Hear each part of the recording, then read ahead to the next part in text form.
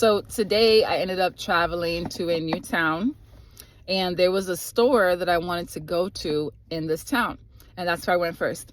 But when I got there, the store was actually closed on a Wednesday, and I was like, oh, no business? You don't want no money? Okay. So I ended up finding a similar store to it. It was actually like a mile away. And it's funny because I thought I had an intention for why I was going to the store. And then when I got there, I was like, why am I here? Which is a lot of a lot of the time, this is like what's happening when I feel like a little bit of a calling to go somewhere or to like leave. I really don't know why I'm going there. I kind of just go. But now I'm in the habit of doing it. And so, we'll see what happens. I go to the store, I walk in. It's like this it's like a little historic part of this town. I didn't do any research prior, which probably, in hindsight, I probably should have. I should start looking into where I'm going. That way I don't end up in some kind of crazy location and I'm like, wait a second, I got to get out of here. But I went to this store, and it's like a really old building. And I walked in, and it smelled old. It smelled like it was like 100-year-old library, and the books had never been like touched. And then all of a sudden somebody like flipped them all open, and then the smell of that was just hovering in the air. And the feeling of that building was like, it just felt like, there were spirits above me, like right above me, which feel like a cloud.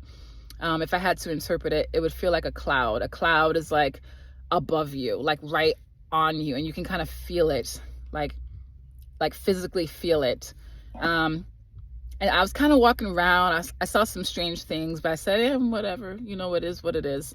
I'm kind of walking around. I don't feel called to anything, and I'm kind of thinking, why am I here? Why did I come here? Why did I drive here? And there's never an answer for that until I start talking to people. It's funny because it's reminding me of the game Pokemon Red on Game Boy Advance, and how Ash has to kind of like walk around. You go to a new city, you kind of got to talk to people in the video game because you don't really know what you're supposed to be doing yet until you start talking to someone. Then they give you a hint. That is basically how this journey is. It's like my version of Pokemon Red on Game Boy Advance. If you don't know what I'm talking about, I don't know what to tell you if you don't know what Game Boy Advance is, but I don't know, look it up. So I ended up talking to the lady who was there. She was behind this like little room divider, and I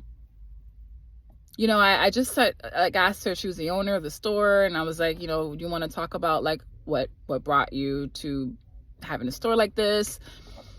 And as she's talking, I get an image of like 3 witches, right? Just 3 like actual witches, like witches with hats on, like old school, like not green face, but like definitely like black cape and hats. And there's like 3 of them, and they're like talking right over here. And so I'm kind of thinking like, all right, am I just, liking Halloween or something? Like, I don't know why I'm feeling like that, but whatever. So I ended up, I asked her how she built the store or whatever, and then she starts talking about it.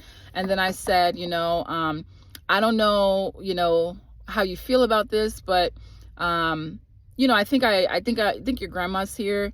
And she was like, oh, my grandma. And I was like, yeah, you want to talk about her? And then she started talking about her, and she said that she was a witch. And I was like, oh, that makes sense, because the witches that are like standing right here, like that makes sense. Like it's all coming together.